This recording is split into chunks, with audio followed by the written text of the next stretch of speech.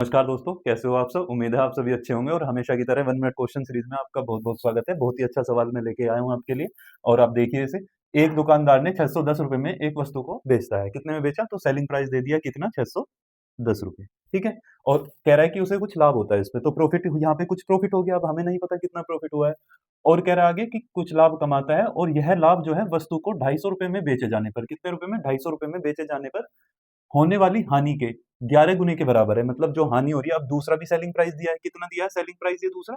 ₹250, ₹250 दिया है और उसमें क्या हो रही है, ₹250 में क्या हो रही है? हानि हो रही है। यहाँ पे दिया है लॉस। अब उसने कहा है जितना लॉस हो रहा है उसका 11 गुना क्या है? प्रॉफिट है। कह रहा है उस पर होने वाला लाभ उस पे हानि के 11 गुने के बराबर है। अब अगर मैं लॉस को क्या मान लूँ? 1 यूनिट मान लूँ। कितना मान लूँ? 1 यूनिट मान लूँ, तो प्रॉफिट को कितना मान लूँगा मैं? 11 मान लूँगा। हो गया 11 गुना। लाभ जो है हानि का 11 गुना हो गया। देखिए 1 का 11 गुना कितना होता है? 11 ही होता है। अब क्या करना पड़ेगा? अब हमेशा की तरह जैसा आपने कॉन्सेप्ट में मैंने आपको बता रखा है कि इनका जो योग होता है, इनका योग कर लेते हैं और इनका अंतर कर लेते हैं और दोनों को एक दूसरे के बराबर रख लेते हैं। तो इनका योग कितना हो जाएगा? 11 और 1 का योग कितना हो गया? 12 यूनिट। तो 12 यूनिट तो इनका मान आ गया और यहाँ से कितना आएगा? इनका अंतर कितना आएगा? 0 में से 0 गए 0, 11 में से 5 गए 6 और यहाँ बचेंगे कितने? 5, 5 में से 2 गए 3।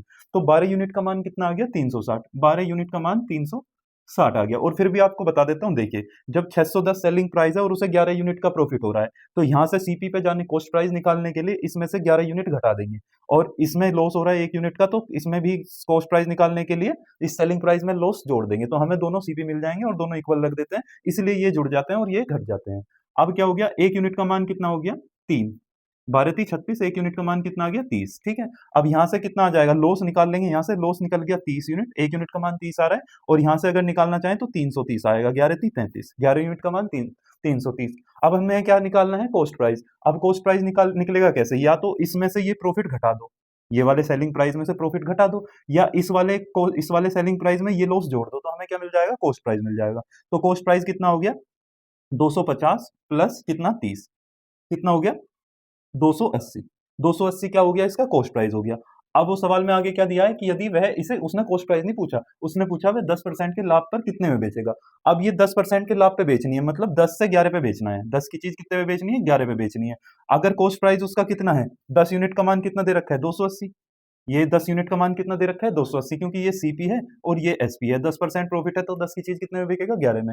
ये कितना गुना है इसका? 28 गुना है। तो इसका भी हमें कितना निकालना होगा? 28 गुना निकालना होगा। तो 11 अठे 88 और 11 कितना हो गया? 11 दूनी 22 और 22 और 8 30। तो 308 इसका राइट आंसर है, ऑप्शन नंबर ए। उम्मीद है आपको अच्छा लगा होगा और वीडियो अच्छा लगा है तो अपने छोटे बहन भाई में शेयर करें, वीडियो को लाइक कीजिए। Thank you.